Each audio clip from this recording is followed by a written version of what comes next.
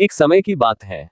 किसी जंगल में एक शेर रहता था, लेकिन समय के साथ वह बूढ़ा हो गया था और इस वजह से वह ज्यादा चल फिर नहीं पाता था। इस कारण उसे अब शिकार करने में बहुत दिक्कत होने लगी थी और शिकार न मिलने के कारण उसे कई दिनों तक भूखा ही रहना पड़ता था। इस प्रकार भूख के कारण अब वह दिनों दिन कमजोर होता जा रहा था। एक दिन अचानक उसे जंगल में कहीं से एक सोने का कंगन मिल गया।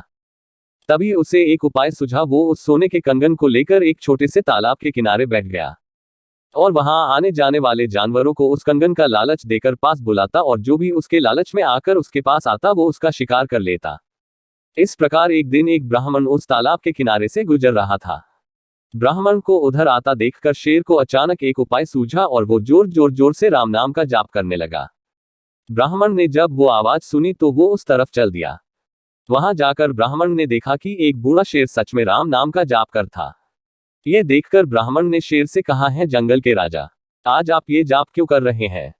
ब्राह्मण की बात सुनकर बूढ़े शेर ने कहा, है ब्राह्मण देव, मैं अब बूढ़ा हो चुका हूं। मैंने अपनी पूरी जिंदगी में दूसरों का शिकार किया है, लेकिन अब मैंने शिकार करना छोड़ दिया है। इसलिए अब इस बुढ़ापे में भगवान का नाम लेते हुए ही अपना बाकी जीवन गुजारना चाहता हूं। देखो, मेरे पास ये सोने का कंगन है जिसे मैं किसी ऐसे इंसान को देना चाहता हूं जो बेहद ईमानदार हो और धार्मिक प्रवृत्ति का इंसान हो। और बहुत दिनों से मुझे ऐसे व्यक्ति की तलाश थी और आज मेरी तलाश पूरी हो गई है। इसलिए मैं आपको ही इस सोने के कंगन को देना चाहता हूं। आओ अब जल्दी से पास आकर इस कंगन को ले जाओ।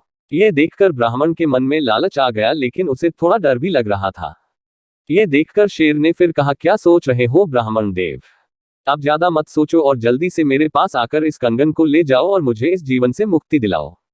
क्या पता मेरी मुक्ति आपके हाथों में लिखी हो। शेर की बात सुनकर अब ब्राह्मण को शेर पे यकीन हो गया और वह धीरे धीरे शेर के पास जाने लगा। इधर शेर इसी मौके का इंतजार कर रहा था कि कब वो ब्राह्मण उसके पास आए।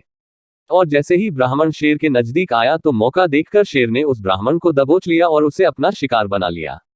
कहानी से शिक्षा, लालच बुरी भला है।